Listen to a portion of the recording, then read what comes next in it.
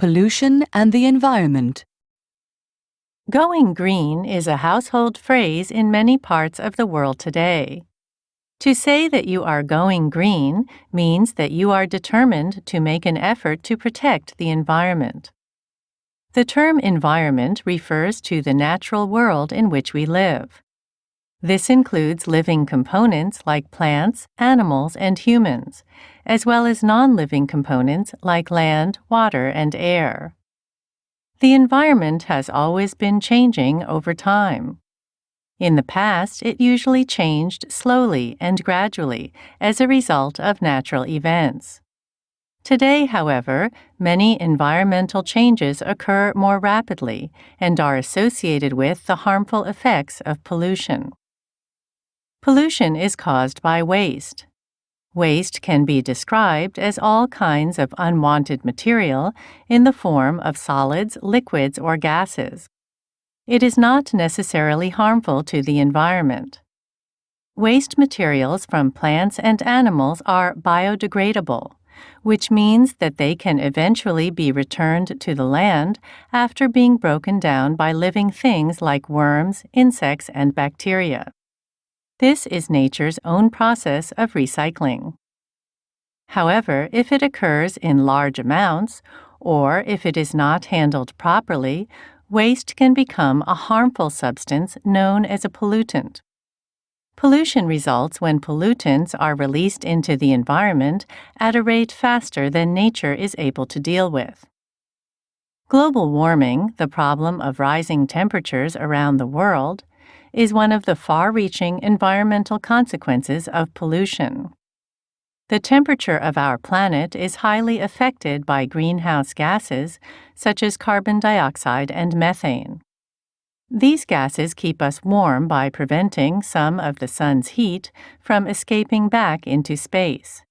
This is called the greenhouse effect because it is very similar to what happens within the glass walls of an ordinary greenhouse.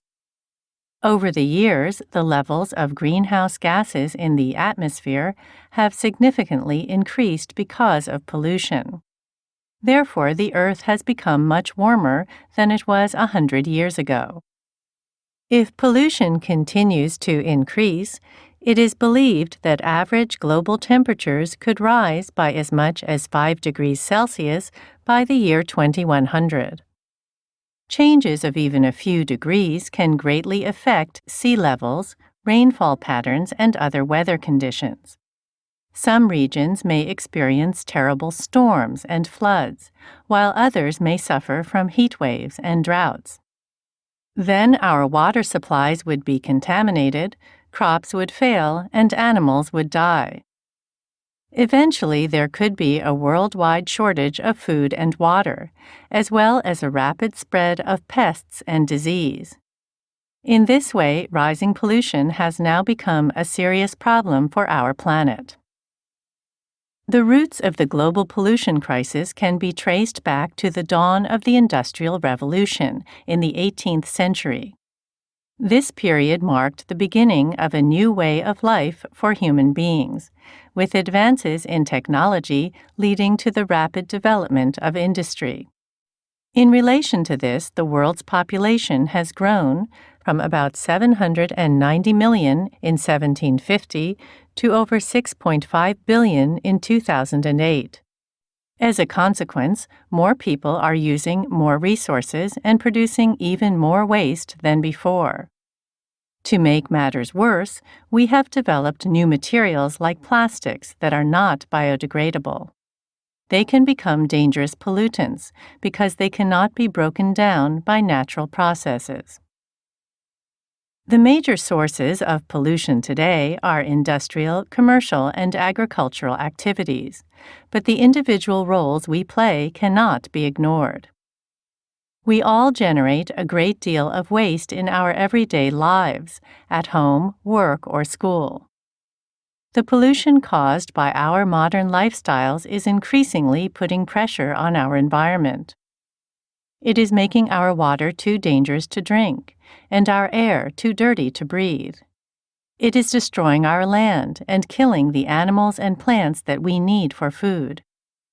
All the essential components of our environment are being polluted at an alarming rate. Pollution now poses a serious threat to the survival of all living creatures, which is why so many people across the world are going green. They want to help save our planet for future generations. Before we look at examples of their efforts to do so, let us look at some different types of pollution and the impact they have on the environment. Pollution is usually classified into three main types: air, land, and water, but in fact, these types are all related to each other. For example, when the air is polluted with gases, the pollutants fall back to the earth in the form of rain and contaminate the land and the water. Clean air, which has neither odor nor color, is essential for our health. Polluted air has been associated with a number of serious illnesses, including asthma, emphysema, and cancer. Nevertheless, we continue to release millions of harmful substances into the air every year. This is because the main sources of energy in our lives are fossil fuels, such as coal, oil, and natural gas.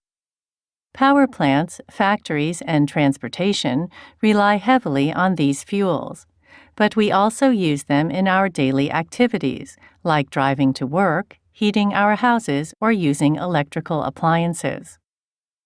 When fossil fuels are burned to produce energy, waste is released into the air in the form of toxic gases. Carbon dioxide is one gas emitted by fossil fuels when they are burned. Despite being a natural component of the atmosphere, in large amounts it can be a pollutant that not only affects our health, but also enhances the greenhouse effect. Other dangerous byproducts of fossil fuel use include sulfur dioxide and nitrogen oxide. When these gases are released into the air, they combine with water to form acid clouds, which then produce acid rain. Air pollutants can easily be carried by the wind, which is why acid rain often occurs in areas that are far away from the original source of pollution. Although it is normal for rain to contain some acid, high levels of acid can cause serious environmental damage. For example, forests in Ontario, Quebec, and other parts of Canada are gradually disappearing because acid rain is preventing the trees and plants from growing properly. The acid reduces their ability to withstand insects and cold weather by destroying their leaves and poisoning the soil in which their roots grow. Acid rain also causes water pollution. Many lakes and rivers in southern Norway have become so acidic that certain fish species have been completely wiped out.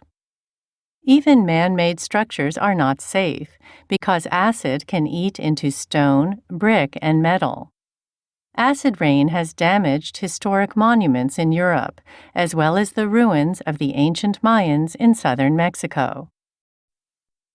We are creating even more problems for the environment by destroying the natural resources that can help fight pollution.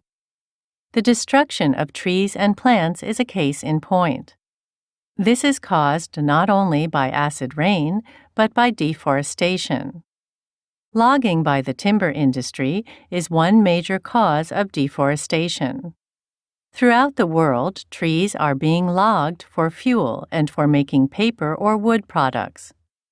Another contributing factor is the conversion of indigenous forests and woodlands to other forms of land use, such as agriculture and cattle grazing. In particular, the slash-and-burn method has long been used to clear land for farming, as it was thought to improve soil quality and destroy pests. Trees and plants play an important role in keeping our air clean by absorbing carbon dioxide and emitting oxygen. When they burn or rot, the carbon dioxide stored in them is released back into the air. Therefore, by destroying trees and plants, we are increasing the amount of carbon dioxide in the air and, at the same time, reducing nature's ability to deal with it. Moreover, trees and plants provide protection against landslides, floods, and erosion. The loss of this protective cover exposes the soil to rainfall and wind. This can eventually lead to desertification of the land and sedimentation in rivers or lakes. Another major environmental concern is how to safely dispose of our waste. Factories generate enormous amounts of highly toxic waste, the disposal of which is often difficult and expensive. The illegal dumping of waste is a problem in many parts of the world. However, we cannot simply point the finger at big businesses. How much trash do you throw away every day? Do you know where it all goes? We, as consumers, contribute to pollution by buying and throwing away more and more things. One example is the trash that can be seen in parks and other public places because of our careless disposal of things like cans, bottles, and plastic containers. A large percentage of industrial, commercial, and domestic waste is collected and buried in areas known as landfills. Although this may sound like an effective solution, it is actually a source of land, water, and air pollution. Landfill waste may contain acids, pesticides, chemicals, and other toxic substances. Over time, these pollutants can leak into surrounding soils and into the groundwater that we eventually drink. Even biodegradable waste, like household garbage, can become hazardous in a landfill. As it breaks down, it will produce methane, which slowly makes its way into the air, contributing to global warming. In fact, landfills are one of the largest man-made sources of methane in the world. These are just some of the interrelated causes and effects of pollution. We are facing a crisis on a global scale with an overwhelming number of issues. How can we deal with such a difficult problem? Technology offers us some answers. In recent years, scientists have been developing innovative ways of preventing or reducing pollution. Among the most notable of these is green power, an alternative form of energy that is made from renewable resources like the sun, wind, and water. It also produces fewer pollutants and is therefore far less harmful to the environment than the use of fossil fuels. The sun is a powerful source of energy that human beings have always relied on for natural light and warmth. With the help of modern technology, it is now possible to capture the sun's energy and change it into electricity. This is done by means of solar cells, which are made from silicon. These days, there are even some people who use solar power to produce electricity for their own homes, selling any excess to their local power supplier.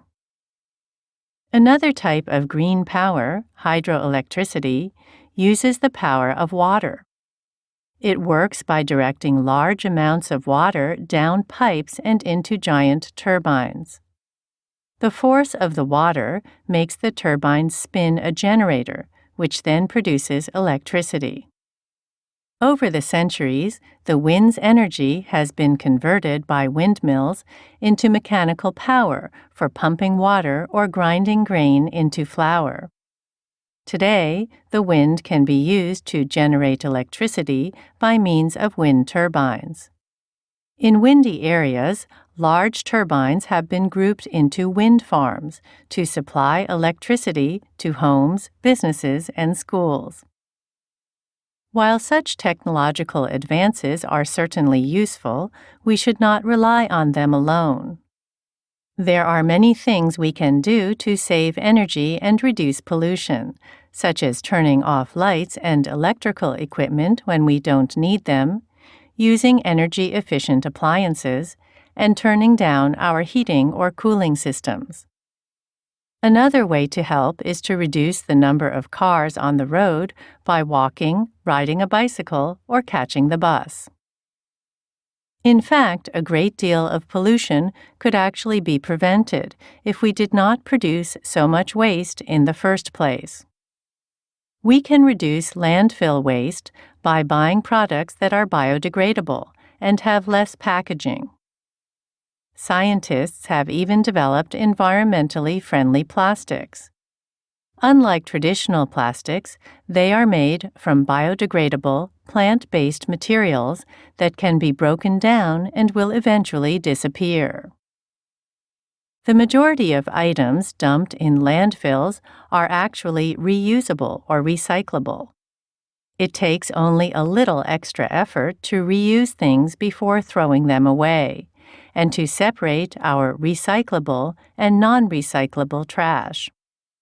Plastic, glass, paper, and metal can all be recycled, but it is much harder to do so if they are mixed up with other trash. Recycling is a great way to save energy and natural resources. For example, recycling one glass bottle instead of making a new one from raw materials can save enough energy to power a computer for 25 minutes. Glass can be recycled over and over again, but one glass bottle can take over 1 million years to decompose in a landfill. What's more, all kinds of interesting products can be made from things that are often considered to be just trash. Did you know that recycled plastic bottles can be used to make t-shirts, jackets, and even carpets? There are so many ways that we as individuals can go green. How about planting a tree in your yard or keeping plants on the balcony of your apartment? We should always consider the impact that our lifestyles have on the world around us. For too long, we have been polluting our environment and destroying the natural resources that could help fight pollution. Now that we are faced with a global environmental crisis, it is time to make some major changes to the way we live. At the very least, all of us have the power to take small actions in our daily lives to help protect our environment for future generations.